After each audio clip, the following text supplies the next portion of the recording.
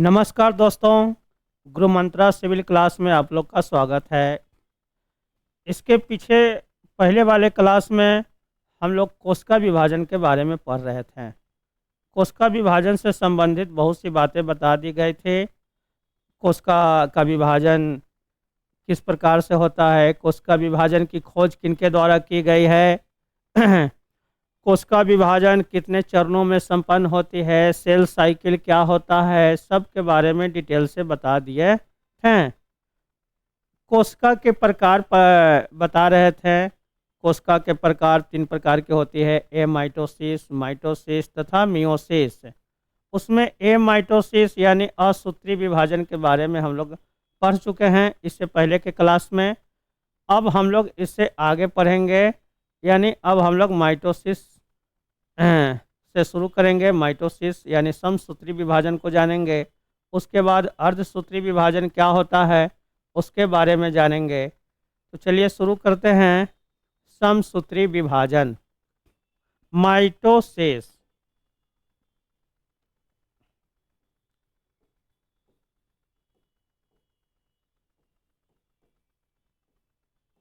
समसूत्री विभाजन, इसे इंग्लिश में माइटोसिस कहा जाता है।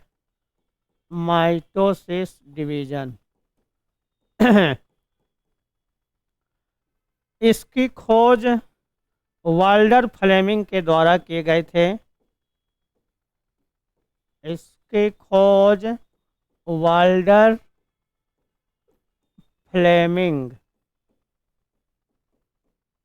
द्वारा किया गया था।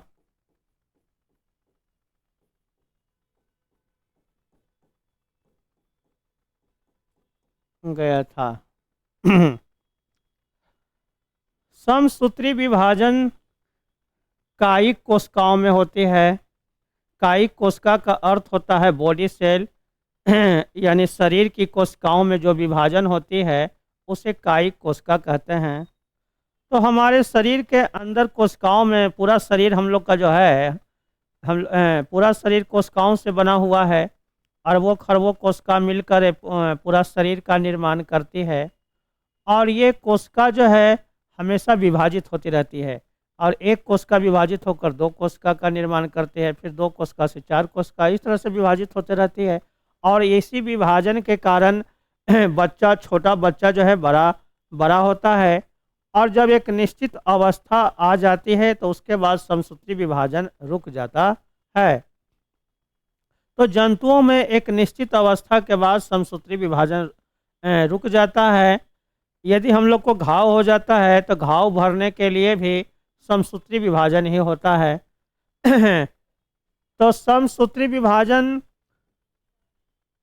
यह कायिक कोशिकाओं में होती है। कायिक कोशिका, इसी को सोमैटिक सेल भी कहते हैं। इंग्लिश में इसे सोमैटिक सेल कहा जाता है। इसी को बॉडी सेल भी कहते हैं। बॉडी सेल यानी शरीर की कोशिकाओं में जो विभाजन होता है उस विभाजन को ही समसूत्री विभाजन कहते हैं। और इस विभाजन में गुणसूत्रों की संख्या में कोई परिवर्तन नहीं होता है। जैसे ये जब विभाजित होता है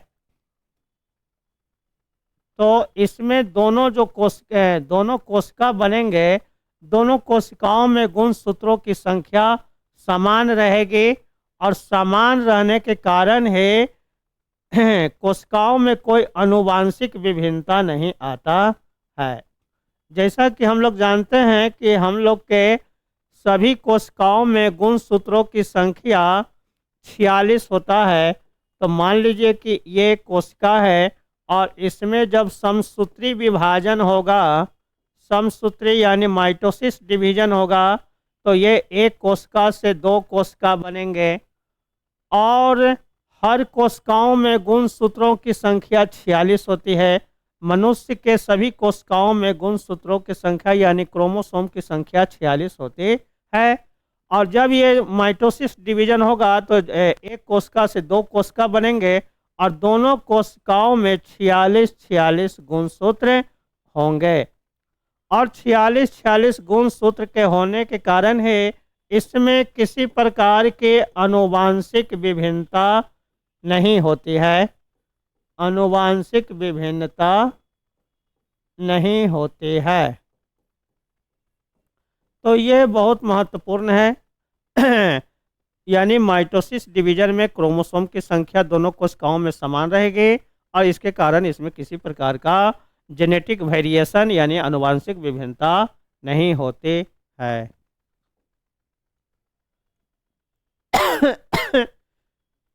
अब हम लोग जानेंगे कि ये माइटोसिस डिवीजन है यानी समसूत्री विभाजन, ये कितने चरणों में संपन्न होती है। तो समसूत्री विभाजन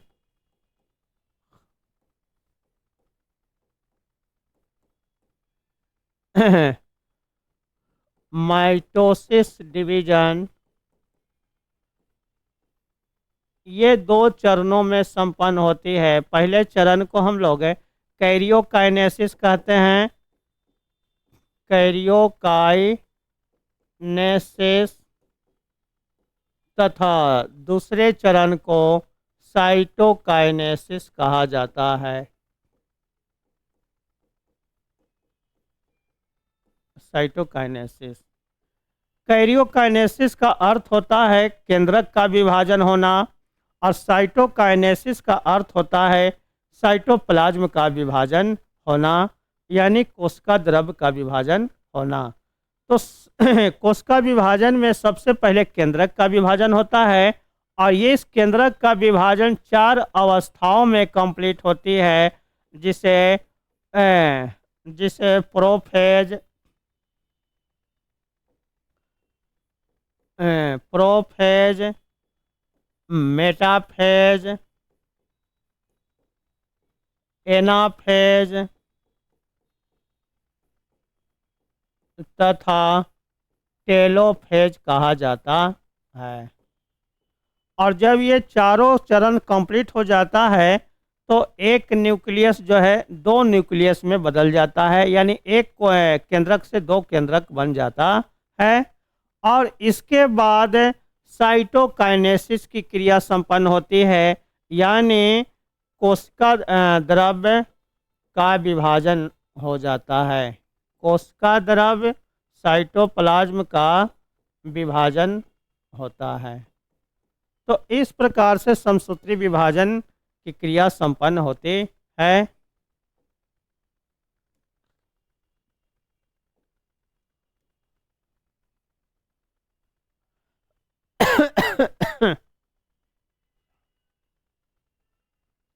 अब हम लोग जानेंगे कि समसूत्री विभाजन में कैरियोकाइनेसिस, पहले कैरियोकाइनेसिस यानी केंद्रक का विभाजन होता है और केंद्रक का विभाजन 4 चरणों में कंप्लीट होती है। तो वो चारों चरणों में क्या क्या क्रियाएं होती हैं उसके बारे में हम लोग जानेंगे। तो पहला चरण होता है कैरियोकाइनेसिस। कैरियोकाइनेसिस में पहला चरण प्रोफेज की अवस्था होती है। प्रोफेज अवस्था, इसे पूर्वा अवस्था भी कहा जाता है। पूर्वा अवस्था, इस अवस्था में केंद्रक के चारों ओर केंद्रक झिल्ली होती है, न्यूक्लियर मेम्ब्रेन होता है और न्यूक्लियर मेम्ब्रेन के अंदर न्यूक्लियोप्लाज्म होता है और एक न्यूक्लियोलस यानी केंद्रिका होता है। ये सब समाप्त हो जाती है, यानी इस अवस्था में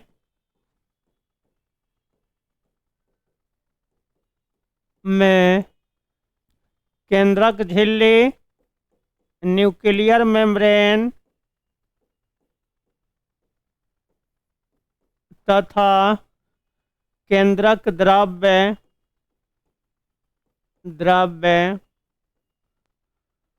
तथा केंद्रिका समाप्त हो जाती है।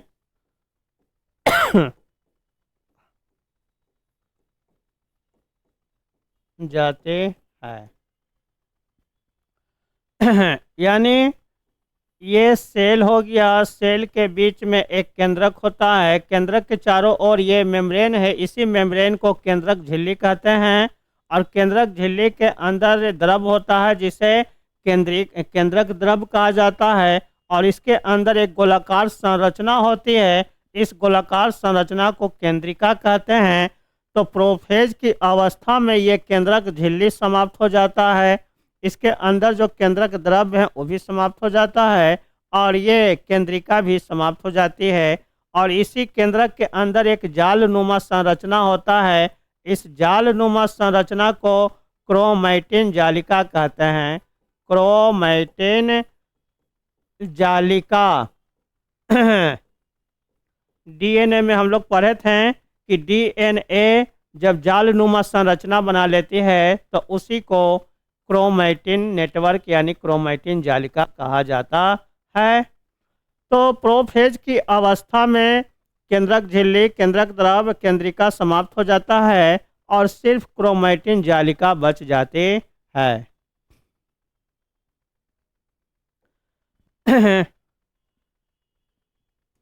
अब इसके बाद की अवस्था में देखते हैं, यानी मेटाफेज की अवस्था। मेटाफेज अवस्था को मध्य अवस्था भी हिंदी में कहा जाता है। उसमें क्या क्या क्रियाएं होती है उसको समझते हैं।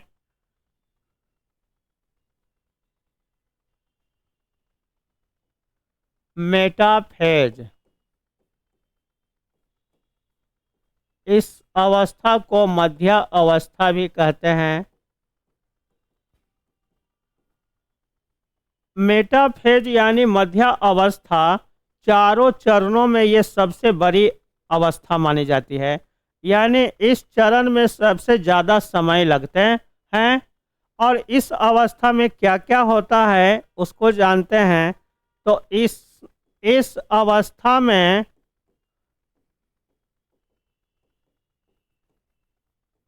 Chromatin जालिका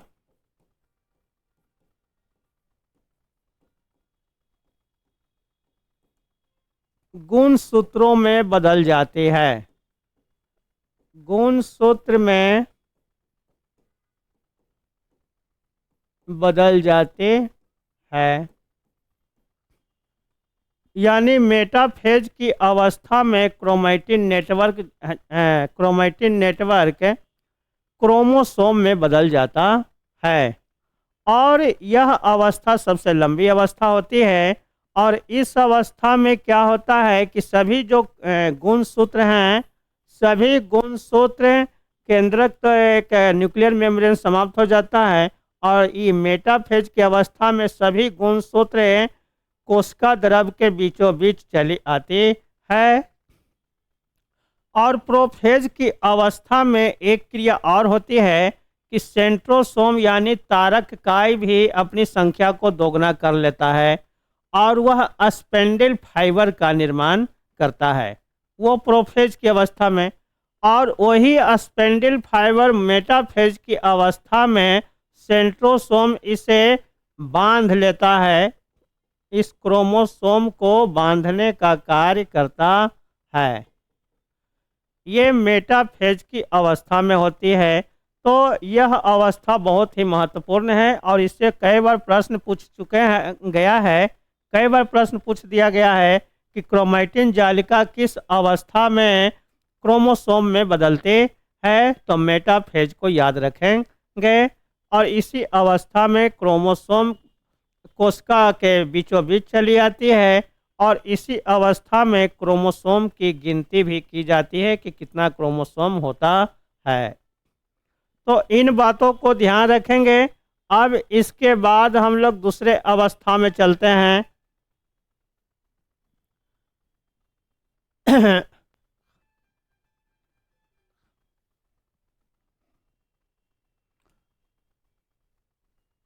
anaphase.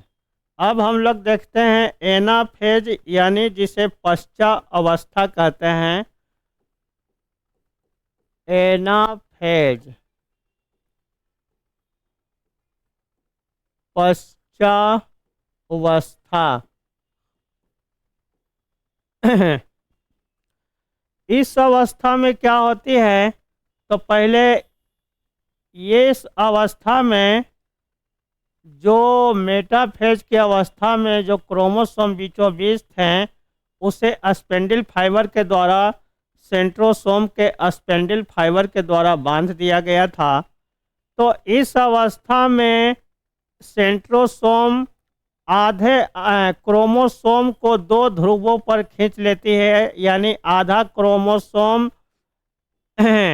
अलग होकर एक ध्रुव पर चला जाता है और आधा क्रोमोसोम दूसरे ध्रुवों पर चली जाती है, और इस प्रकार से क्रोमोसोम दो ध्रुवों में बंट जाता है।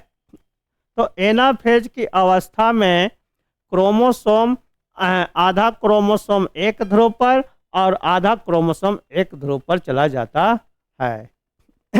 और इस प्रकार से इसी अवस्था में दो क्रोमोसोम का निर्माण, एक क्रोमोसोम से दो क्रोमोसोम का निर्माण हो जाता है। तो एनाफेज की अवस्था में एक क्रोमोसोम दो क्रोमोसोम में बदल जाता है, यानी एक गुणसूत्र दो गुणसूत्र में बदल जाता है। अब इसके बाद अगले चरण में देखते हैं, यानी टेलोफेज अवस्था, जिसे अंत्य अवस्था कहते हैं। उसमें क्या होता है,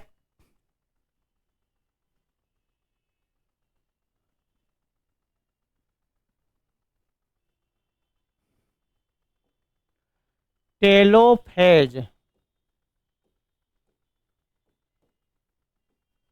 इसे अंत्य अवस्था भी हिंदी में कहा जाता है, अंत्यावस्था।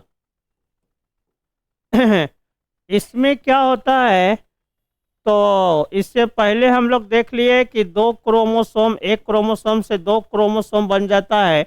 अब इस क्रोमोसोम के चारों ओर न्यूक्लियर मेम्ब्रेन का निर्माण हो जाता है और न्यूक्लियस के अंदर पाए जाने वाले सभी पदार्थों का निर्माण हो जाता है। यानी एक दोनों क्रोमोसोम पर न्यूक्लियर मेम्ब्रेन फिर से आ जाता है, फिर से केंद्रक द्रव का निर्माण हो जाता है, फिर से केंद्रिका यानी न्यूक्लियोलस का निर्माण हो जाता है। यानी टेलोफेज की अवस्था में दो केंद्रक का निर्माण हो जाता है। तो यहाँ केंद्रक का विभाजन हो गया और एक केंद्रक से दो केंद्रक का निर्माण हो गया। अब इसके बाद साइटोकाइनेसिस की क्रियाएं संपन्न हो गई और उस अवस्था में कोशिका का विभाजन होगा और एक कोशिका दो भी कोशिकाओं में बंट जाएगी। तो जब ये दो केंद्रक का निर्माण हो गया, इसके बाद साइटोकाइनेसिस की क्रिया संपन्न हो गई और साइटोकाइनेसिस की क्रिया में एक केंद्रक द्रव दो केंद्रक द्रव का निर्माण करेंगे। साइटोकाइनेसिस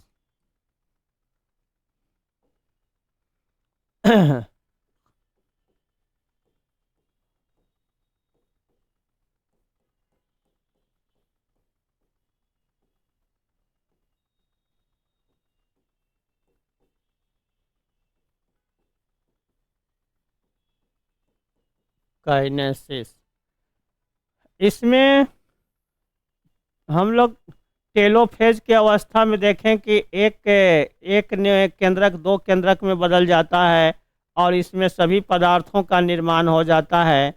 तो उसके बाद इस साइटोकाइनेसिस में इस कोशिका द्रव का विभाजन होगा। तो इस अवस्था में कोशिका द्रव का विभाजन होता है। कोशिका द्रव यानी साइटोप्लाज्म का विभाजन होता है, का विभाजन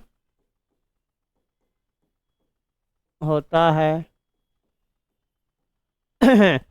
तो यहाँ से ये पूरा क्या है, साइटोप्लाज्म, और ये साइटोप्लाज्म बीच से टूट जाएंगे और इस प्रकार से एक कोशिका से दो कोशिका का निर्माण हो जाएगा। एक कोशिका से दो कोशिका और दोनों कोशिकाओं में एक एक केंद्रक चला जाता है। और दोनों कोशिकाओं में केंद्रक है का निर्माण हो गया और दोनों कोशिकाओं में 46 क्रोमोसोम होता है, यानी गुणसूत्र दोनों केंद्रक में समान होंगे। तो इस प्रकार से कोशिका माइटोसिस यानी समसूत्री विभाजन में एक कोशिका दो कोशिका में बंटता है। तो माइटोसिस की क्रियाएं इतने चरणों में संपन्न होती है और हम लोग के शरीर में हमेशा कोशिकाओं का विभाजन होते रहता है और यह विभाजन माइटोसिस यानी समसूत्री विभाजन के द्वारा ही होती है।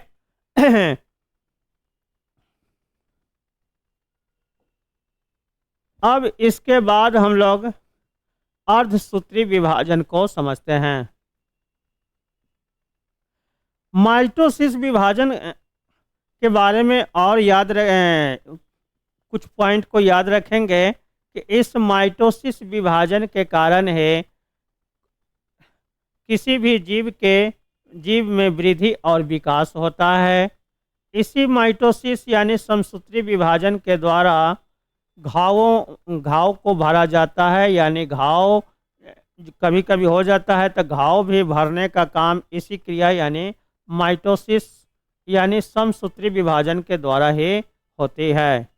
तो इसमें इन सभी बातों को ध्यान रखेंगे और इसके बाद अब हम लोग चलते हैं मियोसिस विभाजन की ओर।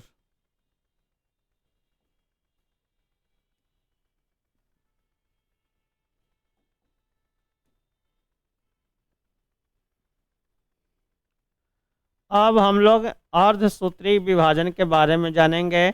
माइटोसिस विभाजन के बारे में सभी चरणों को देख लिए कि किस प्रकार से एक कोशिका दो कोशिका में बदलती है और किस चरण में क्या क्या होती है, प्रोफेज में क्या होता है, मेटाफेज में क्या होता है, एनाफेज में क्या होता है, टेलोफेज में क्या होता है और उसके बाद साइटोकाइनेसिस में क्या होता है। एक एक चीज़ को हम लोग देख लिए और ये भी देख लिए कि माइटोसिस विभाजन यानी समसूत्री विभाजन के द्वारा ही बच्चों में वृद्धि और विकास होता है। घावों को भरने का काम भी इसी क्रिया के द्वारा इसी विभाजन के द्वारा होते हैं। अब हम लोग जानेंगे अर्धसूत्री विभाजन।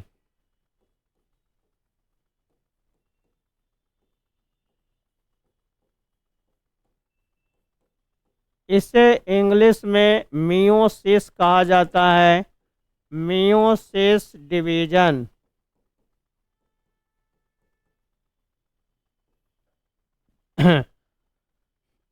अर्धसूत्री विभाजन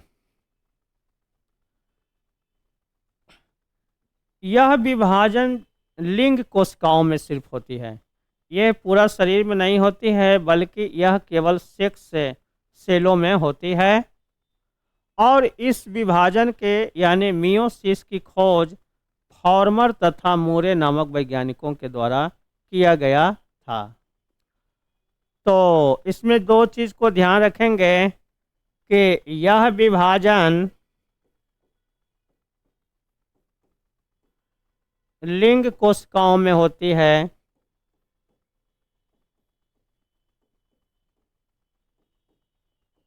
यानी सेक्स सेलों में होती है।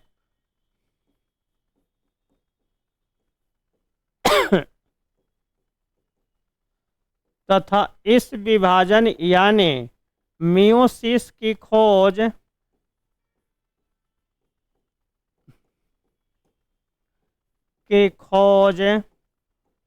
फॉर्मर तथा मूरे के द्वारा किया गया था। फॉर्मर तथा मूरे दो वैज्ञानिक मिलकर इस विभाजन को खोजे थे,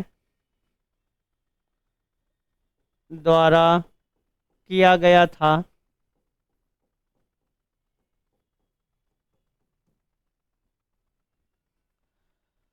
तो ये लिंग कोशिकाओं में होती है और इसमें जो एक कोशिका से चार कोशिका का निर्माण होता है।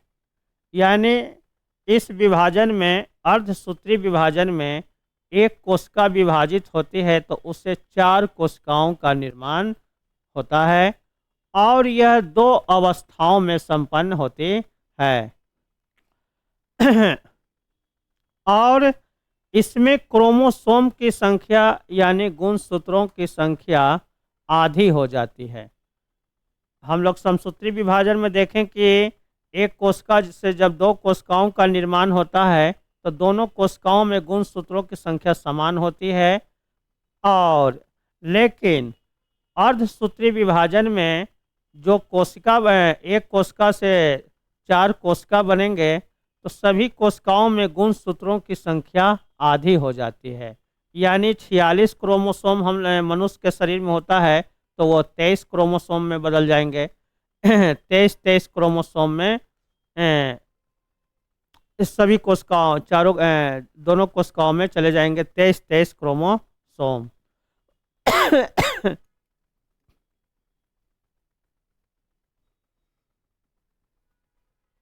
जैसे हम लोग देखते हैं तो इसमें गुणसूत्रों की संख्या आधी हो जाती है और गुणसूत्रों की संख्या में परिवर्तन होने के कारण इसमें आनुवांशिक परिवर्तन होता है।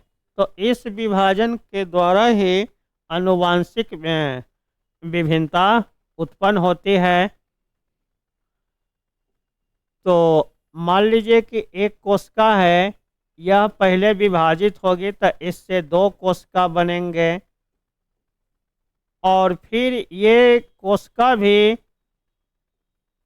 एक कोशिका से 2 कोशिका बनते हैं, फिर इसमें भी विभाजन होगा तो एक कोशिका से 2 कोशिका बनते हैं।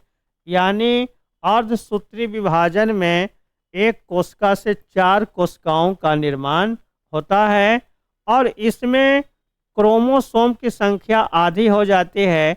यानी इसमें सभी कोशिकाओं में 23 क्रोमोसोम होंगे, 23 क्रोमोसोम।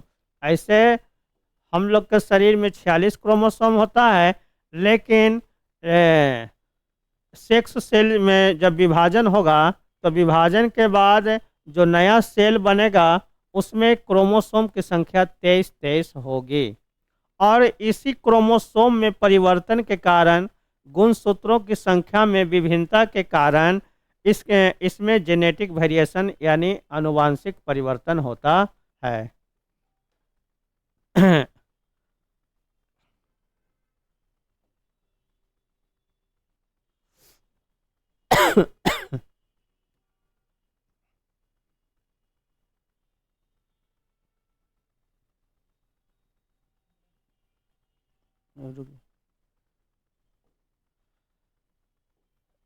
तो अर्धसूत्री विभाजन के द्वारा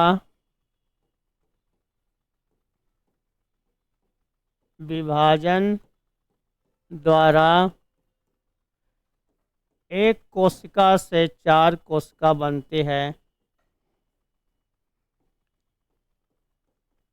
से 4 कोशिका बनती है।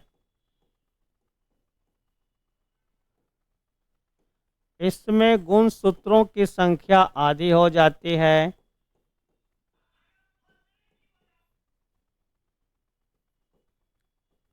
की संख्या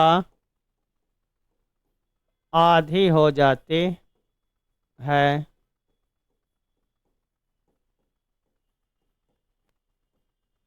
आधी हो जाती है और इसमें आनुवांशिक परिवर्तन भी होता है। आनुवांशिक परिवर्तन यानी जेनेटिक वेरिएशन होता है। तो अर्धसूत्री विभाजन के कारण ही आनुवांशिक विभिन्नता उत्पन्न होती है और इस प्रकार से नए नए जीवों का निर्माण होता है। तो ये आज हम लोग कोशिका विभाजन को पूरी तरह कंप्लीट कर दिए हैं। तो आज की क्लास हम लोग यहीं तक रहने देते हैं। इसके आगे के बारे में अब दूसरी क्लास में हम लोग जानेंगे।